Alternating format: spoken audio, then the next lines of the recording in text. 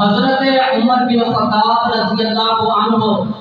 انہاں دی شخصیت دی عظمت، انہاں دی فضیلت، انہاں دا مقام و مرتبہ شان و شوکت کے اوپر انشاءاللہ میں گفتگو کراں گا۔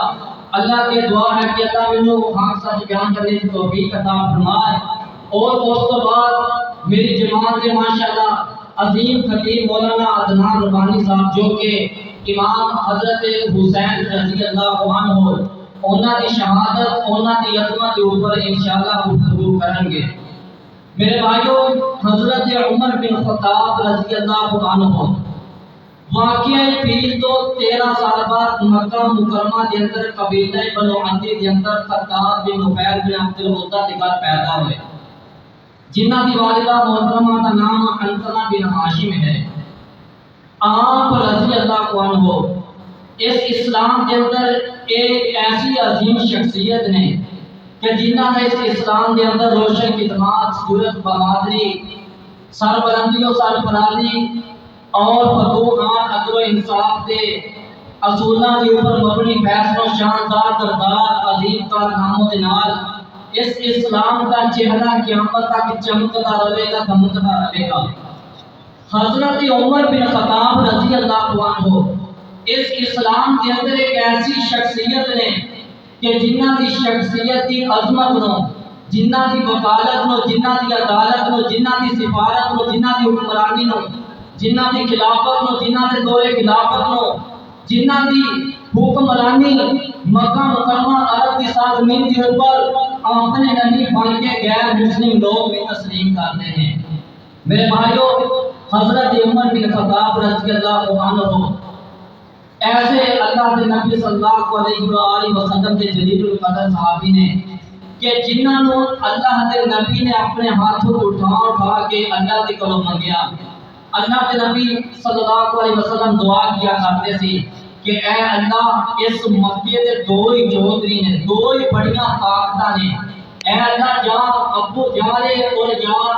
عمر بن خطاب ہے، اے اللہ انہاں دونوں کے اندروں ایک بندہ دے دے۔ تو اللہ رب العزت نے حضرت عمر بن خطاب رضی اللہ عنہ کا انتخاب کر لیا۔ تو میرے بھائیو، اللہ کے نبی صلی اللہ علیہ وسلم کی دعا کرتے سی اور ایک کہتے سی کہ اللہ انہاں دونوں کے اندروں ایک مینوں عطا کر دے اور ان کے ذریعے اس اسلام کو عزت عطا کر، اس اسلام کو قوت طاقت بخش۔ تو میرے بھائیو، صحابہ کرام بیان کرتے ہیں کہ جدوں دا حضرت عمر بن خطاب رضی اللہ عنہ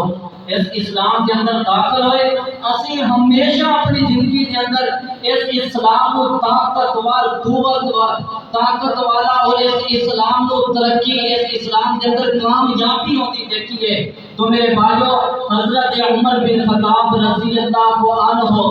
کی نبوت کے 6 سال جدوں تقریباً 40 یا 45 لوگوں آدمیاں کے قریب لوگوں نے اسلام کو قبول کیا تھا،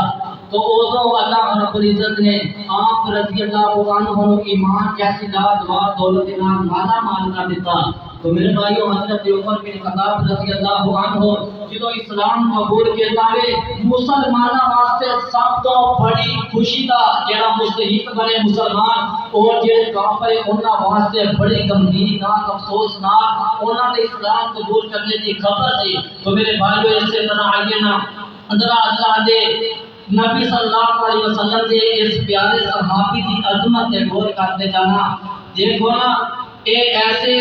اللہ کے نبی صلی اللہ علیہ وسلم کے صحابی نے کہ جنہ کے متعلق اللہ کے نبی صلی اللہ علیہ وسلم نے فرمایا کہ میرے تو بعد اللہ رب العزت نے نبوت کے تمام دروازے کو بند کر دیتا ہے، اور میرے بعد کوئی نیا نبی نہیں آئے گا، اور اگر نبی آنے والا ہوتا تھے